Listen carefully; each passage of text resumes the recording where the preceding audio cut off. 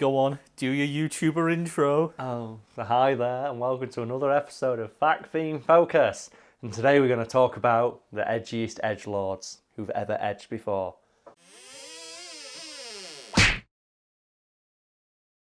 Okay then, Brad, so as per usual, would you like to help with the introduction and explain to the audience at home the premise of today's video?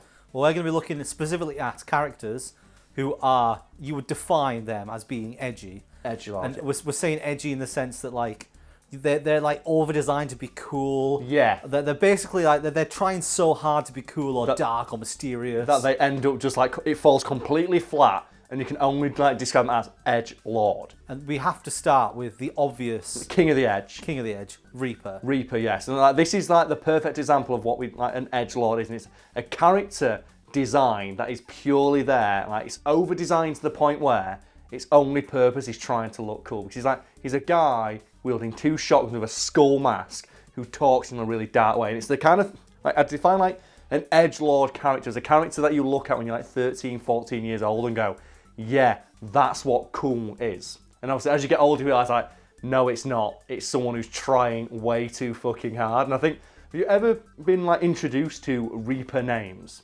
The Twitter profile. You showed me it. Right, and if people don't, it was a laugh. Go look it up. And it's like, oh, here are like win screens for Overwatch where Reaper wins the game, but it shows like the names of the people who play Reaper, and it's like, oh, God King Sniper 420. It's like Feel My Wrath XX Snipe 69, and they're all so fucking bad. But I think that sums up like the kind of person who thinks Reaper is cool. It's like, oh yeah, it's the person who thinks like skulls and the Grim Reaper and scythes and fire is awesome. And it's like the height of awesome. It's like, well, it's not. It's kind of like, overplayed and really lame and lazy, I would say, because most of the characters we're about to discuss look exactly like Reaper. And it's like, it's always black, accentuated with a colour usually red. And the best example of that that springs to mind is obviously Kylo Ren, who is like, I define Kylo Ren as an edgelord because like it's very clearly a design by some marketing dickheads at Disney of like, how do we evoke Darth Vader without just ripping off Darth Vader? Because Darth Vader works because it's iconic. It was the first one to do it, and because it's like a design based on the samurai. It's got the red and the black colours that they're overplayed now, but at the time it was interesting. And like Darth Vader just cuts like this imposing silhouette, and it's just this confluence of just ass backwards decisions that somehow result in like one of the most iconic characters in pop culture history. And then you get Kylo Ren, where to the point where they even had to go to like the Darth Maul route, another character who's black and red, and like he has no personality beyond a cool looking lightsaber. What's your favourite Darth Maul line, Brad? Yeah, exactly. What's your favourite Darth Vader line?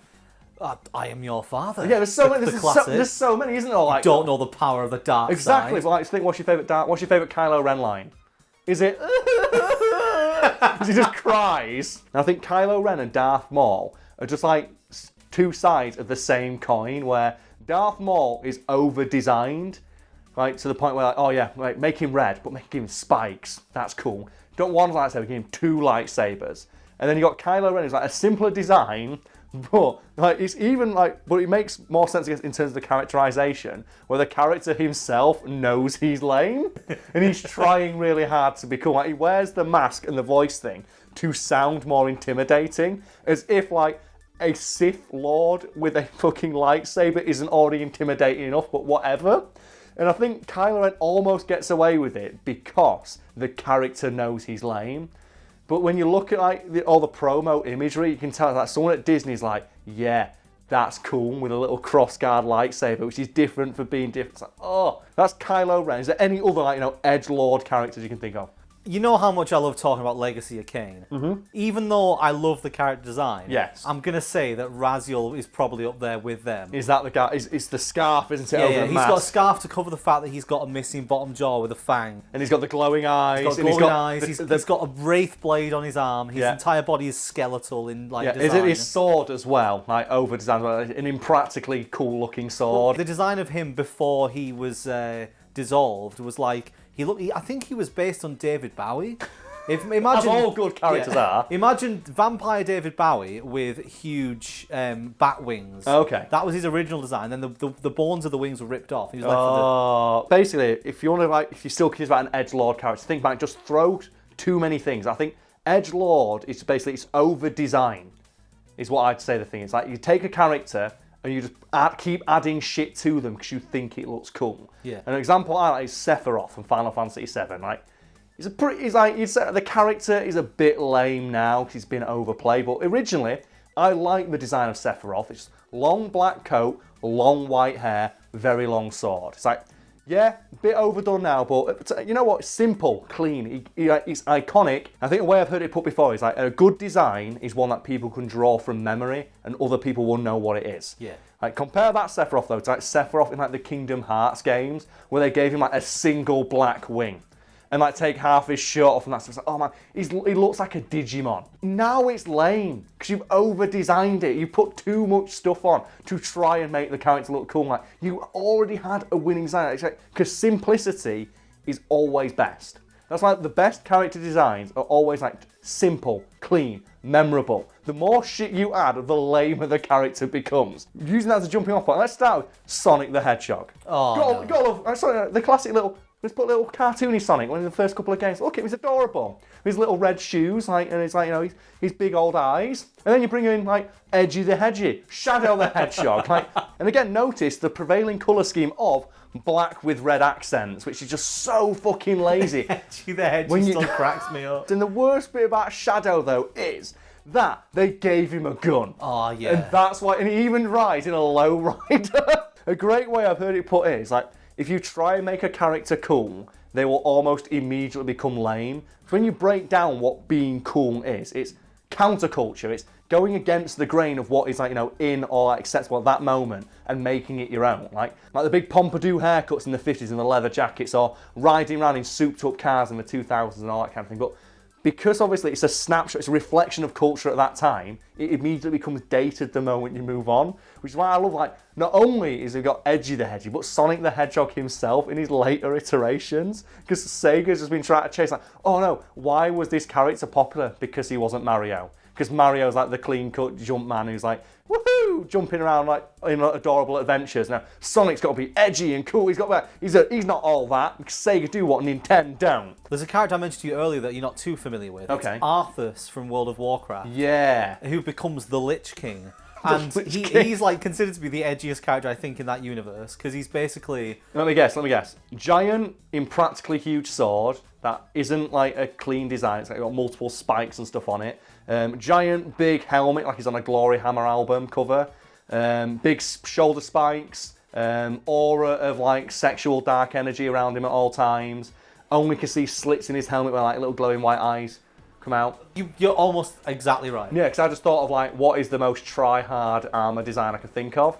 But we can't forget the most important part about being an edgelord, Brad, and that is your edge name. Because characters like this always have names that are designed to try and sound awesome. They always fall Shadow the Hedgehog, Reaper. So let's now discuss characters from fiction who do that. And again, it falls completely flat because the character themselves is just not cool. And I'm going to start with the movie Hackers because that is lousy with examples of this. Because that's a movie from the late 90s, on the cusp of the computer era, when computers were new and interesting, and it follows a group of the titular hackers who are all online and have all got their handles by which they're known.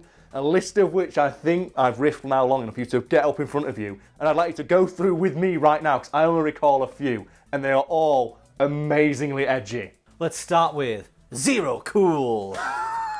Zero on its own, that works. That's the character from Borderlands called Zero. I like it because he leans it. Zero Cool though. It's one, it's 3 fucking syllables, so it's too long for an online handle. And 2, that's lame as shit because if you have to say you're cool, you're not cool. It's the uncoolest thing you can do is say you're cool. What's the next one?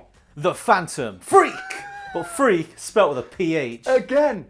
It's over-designed now in terms of the letters you're putting on a fucking screen. The Phantom works, Freak works, Phantom Freak works. The Phantom Freak is it's too much. Why? Go on, next one. Acid Burn. Oh, that's Angelina Jolie's character, isn't it? Oh God, again, it's just, What are you trying to do with that name? I love as well the fact that in that movie say, oh yeah, your handle's who you are. If you haven't got a handle, you're not a real hacker. It's like most people's handles in real life is just shit they came up with as their like MSN name 10 years ago, and they now just have to go with it as like their go-to name on the internet. And you know what? I bet most of those people fucking hate that happened. I mean, I'm a pretty good example because my Twitter that I've been linking in all the videos is Overdog, which was a handle I came up with about 7 or 8 years ago. Do you know why my name on everything is Karl Smallwood? Because many years ago, someone told me when I started writing, well, you could, because I originally like Carlos Maximus was what I used to do, because that's a nickname my dad gave me as a kid. And I think I went like Carlos Madeira for a bit, like Karl Wood. Eventually, someone comes to me like, Karl, your name's interesting enough on its own with the spelling of the first name, the last name sounding quite unique. Just go by your own name. Trust me, when you get to the point, if you ever get famous or to the point where people start, you know, remembering who the fuck you are, you do not want to go by a stupid fucking nickname, because that'll be your name for the rest of your life. So to that person whose name I forgot, thank you so much for that. It could have been worse. My original one was Black Phantom. There's a couple of names from hackers you haven't gone through yet. I mean, we've got Serial Killer. Yeah, played by Matthew Lillard, is it? Or Lillard? Matthew Lillard, yeah, Shaggy. Shaggy himself. What's this? Is this the unnamed account in the Bahamas where the money was to be stashed? I think so. Unlucky! There's also Crash Override. It's so shit. The only other one there is one which I would argue is probably fairly usable, is The Plague. The Plague, that's all right. But again, that's still kind of edgy. So to earn a name like The Plague, you've got to do something fucking awesome, which is why I want to bring it to, like, to close off the film Blade. Specifically, Blade 2.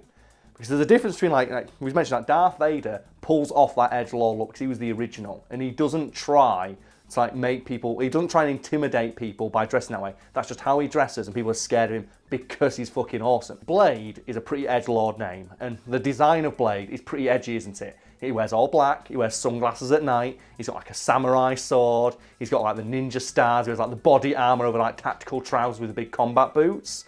But I'd argue Blade pulls that shit off, wouldn't you? Yeah. Yeah, because like Wesley Snipes himself is a really cool dude. One, the actor has the swagger to pull it off, and two, the character has this like mythical reputation in that world. So no one's gonna fucking question him walking around like that. In Blade 2, you are introduced to a bunch of chuckle fucks who hunt other vampires, like the evil vampires in that movie. They're called the Blood Pack. Oh my god, I forgot they were called the Blood Pack. I was just gonna like single out one of the members of the Blood Pack, and it is a dude called Lighthammer, and he's introduced in a way where you know the director thought this is the coolest looking guy in the fucking world, where they pan over to Lighthammer, they film from a low angle so he looks big and powerful.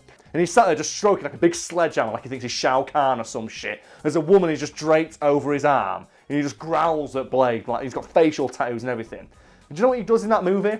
Is it fucking nothing? No fucking nothing. I guess he's shit rocked in the first 10 seconds he does anything. He swings his hammer, his namesake, at one of the, like, you know, the aforementioned vampire feeding vampires. It does fucking nothing, and he gets his shit wrecked. It's like, the only one who gets away with it is Iceman, I think he's called, and that's Jet Li.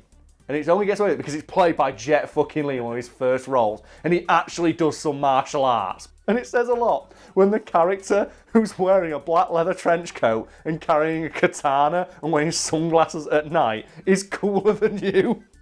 It's like the coolest character in the movie is the guy who's dressed like a fucking weeb at an anime convention.